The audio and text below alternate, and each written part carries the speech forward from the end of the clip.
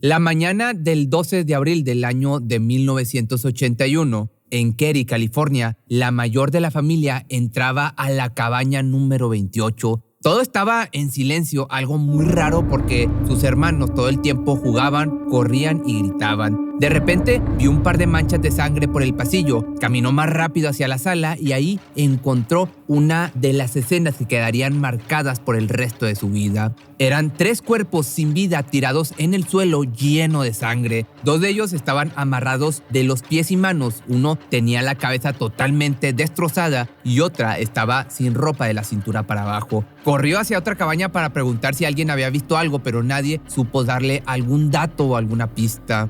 Hoy te vengo a contar el caso de los Cary, esta historia que es una de las más macabras de California. Todo ocurrió en la cabaña 28 en donde vivía la familia Sharp. Varios vecinos semanas después testificaron que habían escuchado algunos gritos, pero que no sabían de dónde habían provenido. Los oficiales buscaron por mucho tiempo alguna pista, pero solo pudieron encontrar el cuerpo de la hija más pequeña de los Sharp. A 30 años de este suceso, el caso sigue abierto y en esas décadas solo pudieron encontrar a un sospechoso que lamentablemente murió 10 años antes de que varias personas salieran a declarar que tenían pruebas de que él había sido el autor de esta triste historia.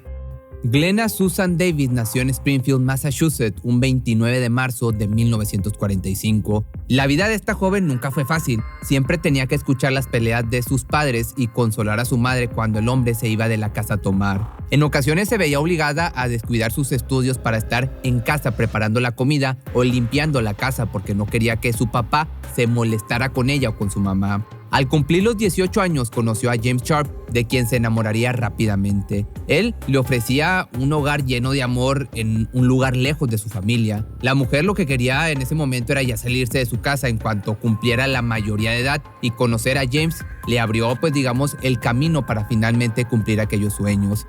Se casaron al año de haberse conocido y se mudaron a Connecticut, en donde pronto su familia comenzaría a crecer. Primero llegó John, el más grande de los hijos. Cuando nació, parecía que la vida por fin le estaba sonriendo a Glenna. Tenía un esposo al cual amaba y un hijo a quien le daba todo su cariño. James parecía el padre que disfrutaba de estar con su familia, algo que la joven había buscado por mucho tiempo, ya que no quería repetir el patrón de su familia violenta. Un año después llegaría Sheila, pero con ella todo comenzó a complicarse porque había días en donde no tenían que comer ya que James no ganaba lo suficiente.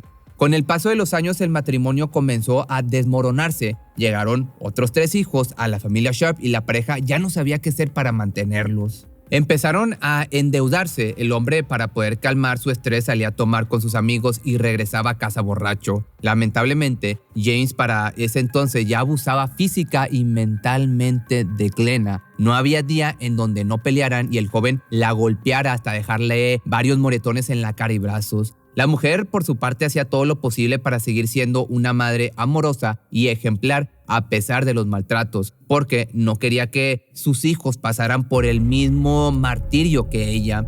No quería separarse también por el otro lado de él porque pensaba que algún día volvería a ser el mismo. Tal vez solo necesitaban estabilidad económica para que el James que en su juventud que había conocido regresara, pero llegó el día en donde vio cómo su esposo comenzó a pegarle al mayor. Se armó de valentía y comenzó a organizar entonces la mujer un plan para salir de la casa.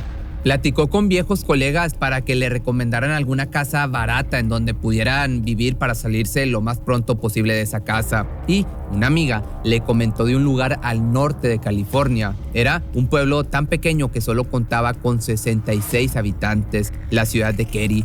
Este pueblo está ubicado en el condado de Pumas. La verdad es que por la cantidad de personas que vivían ahí no debería considerarse una ciudad, pero pues sí es un lugar muy hermoso rodeado de naturaleza y animales. A pesar de ser una zona muy pacífica y segura, no estaba diseñada para que vivieran ahí niños, pues no existían escuelas cerca, no había parques y todo era puro monte. Al escuchar todo esto, Glenna solo pudo pensar en que ese lugar era perfecto para esconderse y si pocas personas habitaban ahí, todo iba a ser más barato y a la vez sencillo. Empezó a preparar su plan de escape mientras su pareja estaba en el trabajo, sacó a los niños de la escuela y con ayuda de su amiga lograron llegar hasta Cary. Ahí alquiló una cabaña y pagó el adelanto de 6 meses. Lo bueno de este lugar es que les daban preferencia a las personas de bajos recursos. Tenían una estricta regla de no hospedar a turistas, solo a personas que no podían costear un lugar mejor. La primera noche fue la más tranquila que Glenna y sus hijos tuvieron después de tantos años de violencia. Los vecinos los recibieron con comida y los niños pronto hicieron amigos. Estos mismos vecinos le recomendaron una pequeña escuela a las afueras del pueblo para que sus hijos pudieran seguir con sus estudios. Fue cuestión de semanas para que los niños y Glenna pudieran adaptarse. Un 11 de abril ya del año del 81, la madre le había dado permiso a uno de sus hijos visitar a una amiga. Ella no tenía problema ya que el día siguiente no había escuela. La mujer llevó a su hijo y a su amiga Quincy porque iban a ver un partido de fútbol. Tuvo que dejarlos en medio de la carretera para que los jóvenes consiguieran un aventón. La última vez que fueron vistos fue con una pareja que los ayudaría a llegar a su destino. Mientras tanto, Sheila se estaba preparando para una pijamada con una amiga que vivía en la cabaña 12. Los hermanos más pequeños habían invitado a unos amigos a quedarse a dormir. Todos estaban muy emocionados. Por fin tenían la vida tranquila que siempre habían querido vivir, pero toda esta paz acabaría esa misma noche. Rick, Greg y Justin, el amigo quien habían invitado, estaban en su cuarto contando historias de terror. Tina y su amiga Dana estaban en la sala jugando, vigiladas por Glenna y John. Los niños en su habitación estaban entretenidos corriendo y gritando por todos los cuentos de terror que estaban contando. Entonces, de repente escucharon un grito que provenía de la sala. Ellos solo se quedaron parados pensando que era una simple broma de John, pero cuando quisieron abrir la puerta vieron como dos señores con la cara tapada estaban amarrando a su madre con un cable eléctrico. Uno de los hombres notó la presencia de los niños, así que rápidamente se dirigió a la puerta y los encerró. Los niños gritaban porque no sabían lo que estaba pasando. Mientras tanto, en la pequeña sala, antes de que los niños escucharan ese grito que les avisó que algo andaba mal, las mujeres se encontraban viendo televisión y John estaba calentando algo de comer. De pronto, dos encapuchados forzaron la puerta y lograron entrar. Con pistolas en la mano amenazaron para que no gritaran. Glenna trataba de esconder a las dos niñas detrás de ella, mientras que John se ocultaba en la cocina para tomar algo y golpearlos en la cabeza. Tomaron a la mujer primero y comenzaron a golpearla. Luego, con cables eléctricos, le ataron las manos y los pies. John sabía que ya era un momento de salir y de actuar porque ya tenían a su madre inmovilizada. Con un grito salió a atacar a los secuestradores, pero solo pudo golpear a uno ya que el otro lo atrapó y con el mismo fierro que John tenía para defenderse, el hombre lo golpeó hasta desfigurarle la cara. Glenna le rogaba que no le hicieran daño a las dos pequeñas. Ella, por su parte, trataba de desatarse para poder defenderlas, pero no le sirvió de nada. Con cinta adhesiva les taparon la boca y les amarraron los piecitos y las manos. Los hombres, hartos de ver cómo la mujer hacía escándalo, comenzaron a golpearla y patearla. Uno de ellos tomó un martillo y con este le pegó directo en la cara varias veces hasta que notó que ya estaba sin vida, refiriéndome a Glenna. Lo mismo sucedió con Dana, quien estaba llorando y gritando para que su mamá viniera por ella. No tuvieron compasión con esta pequeña, solo le cortaron la respiración y la golpearon con el objeto puntiagudo hasta dejarla desangrada. Por alguna razón se llevaron a Tina con ellos. A la niña solo la habían amarrado y en ningún momento la golpearon. A la mañana siguiente, a eso de las 7:45, Sheila se dirigía a su cabaña porque le había prometido a su madre desayunar juntas. Cuando entró a su hogar, notó que todo estaba muy silencioso, algo raro ya que sus hermanos habían invitado a sus amigos a pasar la noche y su madre tendría que estar despierta para el desayuno. Entonces se dirigió a la sala y ahí vio una de sus peores pesadillas. Estaba su hermano mayor acostado en el suelo con la cabeza abierta y el suelo estaba lleno de un mar rojo. Cerca de él estaba su madre, quien también tenía toda la cara desfigurada. Vio aparte que la pequeña Dana también se encontraba desangrándose y todo su cuerpo estaba lleno de moretones.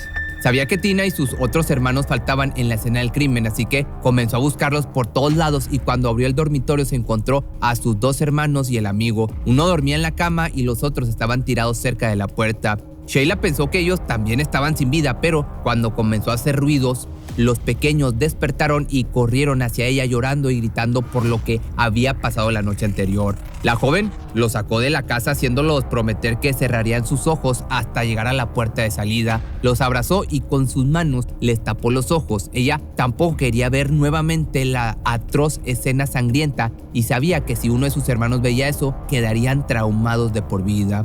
Al salir de la cabaña, ellos corrieron a la casa de Justin para avisarle a sus padres lo que había pasado. La mujer seguía preguntándose dónde estaba su hermana pequeña. No la había visto en la sala ni en la recámara y eso le hacía pensar que estaba sufriendo un destino peor, ya que si estaba con este criminal o con los criminales, podría abusar de ella o hacerla sufrir por más tiempo. Sus vecinos la ayudaron a llamar a la policía. El sheriff tardó un poco en llegar y como Sheila estaba aún preocupada, volvió a entrar a la cabaña por la puerta trasera moviendo un poco los muebles para ver si Tina estaba atrapada en uno de los sillones o en el baño. Salió así rápidamente cuando escuchó que el sheriff había llegado.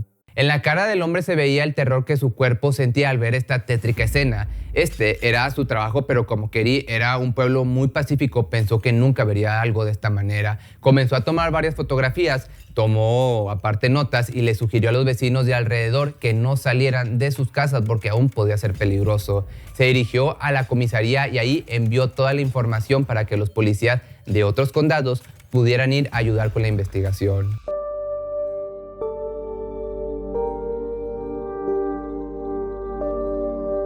No había muchas pistas para saber a dónde había ido este homicida o quién era realmente el enmascarado. Parte de este problema se debía a que el alguacil no notificó al Departamento de Justicia, no buscó pistas en ese momento y no hizo preguntas a los vecinos. El sheriff solo sugirió que posiblemente se trataba de un familiar, pues había dejado a los niños con vida y solo mató a las personas que estaban en la sala, ya que su teoría decía que iban directamente por Glenna, pero tuvieron que terminar a los demás porque comenzaron a defenderla. Justin, el amigo de los Sharp, declaró varias veces cosas muy diferentes. La primera vez que testificó, dijo que vio la cara a quienes habían cometido el crimen. Luego se retractó diciendo que todo había sido un sueño. Luego narró que él había salido para ayudar a Glenna a detener la hemorragia con una manta. Pero los policías no sabían qué hacer porque sus historias eran poco reales e inconsistentes. También entrevistaron a Rick y Greg. Ellos comentaron no recordar nada. Los policías intentaron incluso sacarles información por medio de hipnosis y lo que consiguieron fue una descripción de los hombres. Así rápidamente se hizo un retrato hablado de los posibles responsables. Comentaron que uno tenía el cabello un poco largo, los dos tenían lentes y bigotes, sus cejas eran poco pobladas y uno tenía la cara muy redonda. La autopsia arrojó que Glenna y John fueron apuñalados en repetidas ocasiones, tenían cortes por todo el cuerpo y también se dieron cuenta de que les deformaron la cara con un martillo. Mientras tanto, los resultados de la pequeña Dana decían que primero fue estrangulada y luego la apalearon con otra arma. En la escena del crimen solo pudieron encontrar el cuchillo y varios kilómetros adelante, en una tienda de Kerry, hallaron en el basurero el martillo con sangre que fue utilizado por los agresores. Pero, de igual forma, al no tener más pruebas o sospechas, la policía dejó de investigar. Ya para el año del 84, 3 años después de los hechos, encontraron parte de un cráneo cerca del campamento 18, a unas 29 millas de esta ciudad de Kerry. Se intentó analizar y varios agentes aseguraron que era de la hija de Glenna, o sea, de Tina. Después de esto hicieron una gran búsqueda por toda el área del campamento y encontraron docenas de huesos y una mandíbula. Esto último confirma que efectivamente los restos eran de la pequeña Sharp. El caso volvió a abrirse, pero no había muchas esperanzas de encontrar a los culpables, ya que tal vez era demasiado tarde para encontrar más pistas. Los agentes le pidieron al sheriff que les entregaran todo lo que habían obtenido del caso para comenzar a hacer una nueva investigación, y esta vez más profunda. Y así volvieron a entrevistar a todos los vecinos y Marilyn, la madre de Justin, confesó haber tenido sospechas de su ex marido y un amigo cercano llamado John Boubere. Martin, el ex marido de Marilyn, había dicho que no tenía nada que ver con los asesinatos. Estaba muy triste por su divorcio y por eso decidió irse muy lejos de Kerry para no volver a ver a su exmujer y su hijo. Por alguna razón que hasta la fecha no es posible explicar, los oficiales tomaron la decisión de liberarlos y ya no hacerles más preguntas. Los policías en realidad ya no querían seguir investigando, sabían que era un caso perdido y quisieron mejor enfocarse en otras cosas, en algo que quizás iban a poder solucionar. Lamentablemente, la negligencia de los policías hizo que esta historia no tuviera un buen fin y no hubiera justicia para la familia Sharp.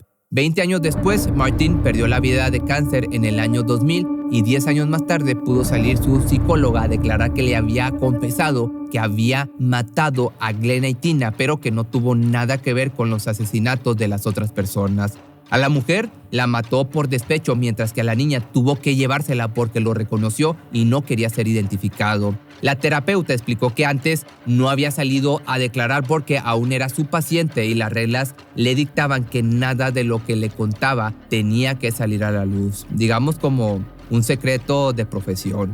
Ya en el año 2016, las sospechas hacia Martin Smart solo fueron creciendo, ya que salió a la luz una carta dirigida a su ex que decía: "Pagué el precio de tu amor con las vidas de 4 personas". Lamentablemente, este escrito nunca fue investigado hasta 30 años después. Para el año 2006, el dueño tomó la decisión de demoler la cabaña 28 porque, por su pasado bastante perturbador, no pudo venderla. Y aún en los años 2000, las personas iban a visitar esta tenebrosa cabaña. Muchos testigos decían que se escuchaban gritos y martillazos. Algunos incluso veían sombras y las personas que habitaban en otras cabañas escuchaban todas las noches pasos, portazos y gemidos. Pero si te gustó este video, no olvides seguirme ahora en mi TikTok, donde subo videos mucho más seguidos. Hablo de cosas parecidas aquí y también historias paranormales y historias que me voy encontrando día a día. Y nos vemos el día de mañana en un nuevo video.